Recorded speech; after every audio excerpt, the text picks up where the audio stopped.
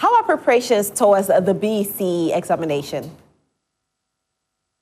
Good morning to your listeners. So far, preparations are ongoing. Printing of codes, printing of question papers is ongoing. We are also preparing to brief our examination officials. So I'll say that all preparations are on course. That's great. And for the children as well, are they ready to write the exams on the 8th of July? Sure, I guess so, because I believe that with the academic calendar, they would have done the 3 years. Our officers have been out there sensitizing them on examination rules and regulations, what they can do, what they cannot do, and then also giving them a few tips about how they can prepare themselves adequately for the examination. Right. Currently, the government is owing you some amount of money. Now, if this money is not released, what are the implications? Because we have heard that there could be a postponement of the examination. Yeah, so we have, as of last Friday, we received a warrant from the Ministry of Finance for an amount of 47.125 million. And this is what we are processing through the GIFMIS system. So as and when this becomes cash, we would be able to start the examination on the 8th of July, as we have stated. Okay. So once it becomes cash? That's right. And when are we expecting it to become cash?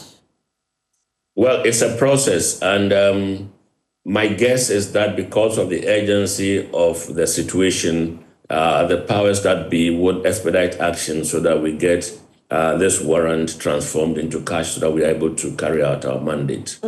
Now, again, we heard that if the monies are not released after the 47 million and we don't get enough monies being released, it means that the results will also delay. How much money do we need from the government aside the 47 million that will help start the examination for us to be able to release the results on time?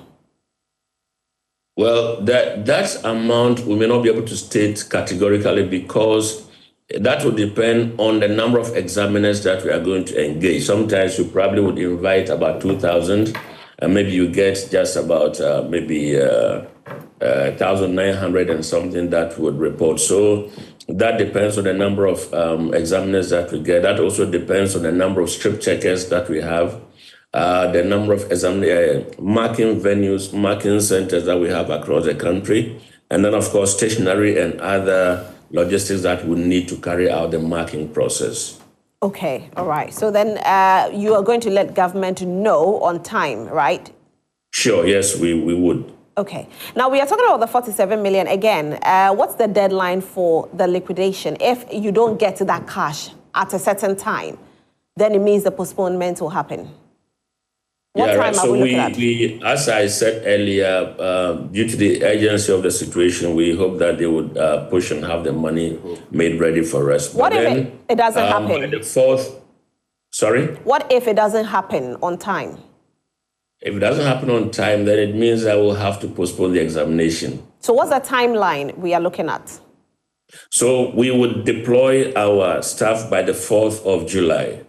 Okay. There would be, our vehicles are going to start moving. Staff will also start moving on the 4th of July. So we believe that if they are able to process the money before the 4th of July, we would be in a position to, carry out or conduct the examination as we have stated. What would be a change in dates mean to our education system? Well, a change in date will have a number of effects, because first of all, then our schedule of work is going to be affected. Results would delay, and so that will also delay the commencement of the new academic year for those who are moving on from JHS to senior high school.